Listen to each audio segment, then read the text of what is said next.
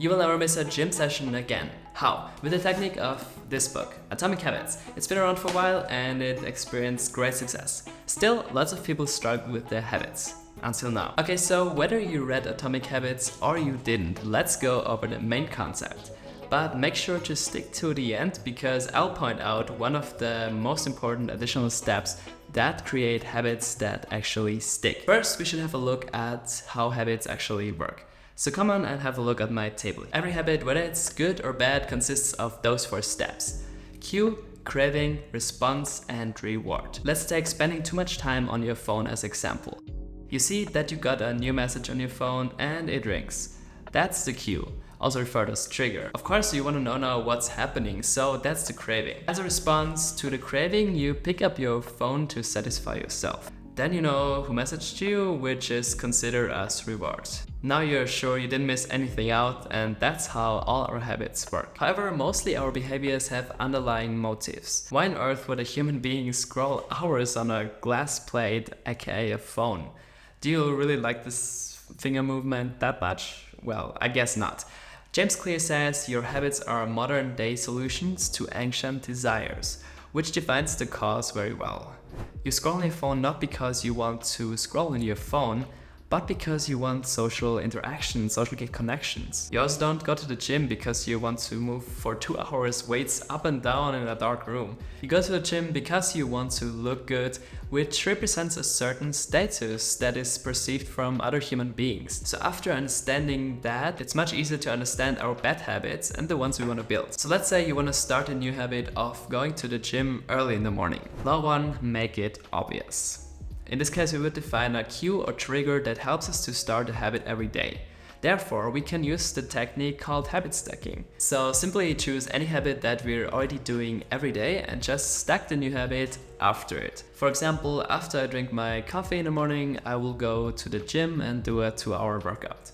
So always when we drink our coffee in the morning, we will get reminded to go to the gym after. Law 2, make it attractive. Okay, cool, but going to the gym in the morning is still not really an enjoyable thing. So we decide, let's go tomorrow instead. Let's be honest, we have already said that plenty of times, but hell no, after this video you'll never say this again. At least I hope so. Therefore, we should create a craving. So we do it every single time. You might connect going to the gym with a waste of time, sweating, or not making any progress. But what if we change that and say instead it will make us healthy, fit, and look good? As we addressed before, we want to find our ancient underlying motives and frame the outcome in a positive way. Law 3, make it easy. We also want to reduce friction as much as possible, because why should we make it more difficult than it actually is? In our example, we could already prepare our workout clothes the day before and put it right on the table where we drink our coffee in the morning. Or even more extreme, we could already put our clothes on and go to sleep, so it would be even more effort to change back to normal than actually going to the gym. So that would also work quite well. Another friction point might be the way to the gym. Let's rather choose the gym around the block than instead the gym 10 minutes away. Oh, by the way, if you don't want to miss videos like that, the friction point to subscribe now is very low. Literally 1 click away. It's as easy as it could get. If you still find it difficult to get into a new habit, James Clear got you with the 2-minute rule. Do your new habit exactly 2 minutes every day until you can stick to it. Not less and not more. So instead of a 2-hour workout session, you could simply start with stretching at home for 2 minutes until we get consistent. Always remember, every repetition makes it easier to form a new habit. So get your reps in. Law 4, make it satisfying. James Clear says it quite well. What is immediately rewarded is repeated. What is immediately punished is avoided. However, often and especially with our example, rewards are not immediately visible. It takes months to see a noticeable change in our physique. So what can we do about that? We can simply add a different reward to our habit. If you enjoy saunas, you could get a nice sauna session after your workout. Or maybe treat yourself with a nice protein shake after your gym session. This could also be as simple as just using a habit tracker and making a cross on the day. All those things have exactly one thing in common. They're all satisfying and reward ourselves for doing the habit. Because as we know, what is immediately rewarded is repeated. Let's make another example. Now we want to eliminate a bad habit. Let's take endlessly scrolling and wasting time on social media, for instance. So our cue and trigger might be that we are bored or waiting somewhere. So our craving, we want to stop being bored. So as a response, we take out our phone and get this immediately satisfaction and get rewarded by endless hours of entertainment on social media. So to break it, we should ideally make it invisible. So we could just leave our phone at home and put it in another room, but since this might not always be possible, we could also make our phone less enjoyable. We could, for example, delete all our social media apps and restrict the access with apps like OneSec to just make it less attractive and harder to access. And to make it even more likely to succeed, we could use an accountability partner that we always have to pay 10 euros if we fail to do our habit.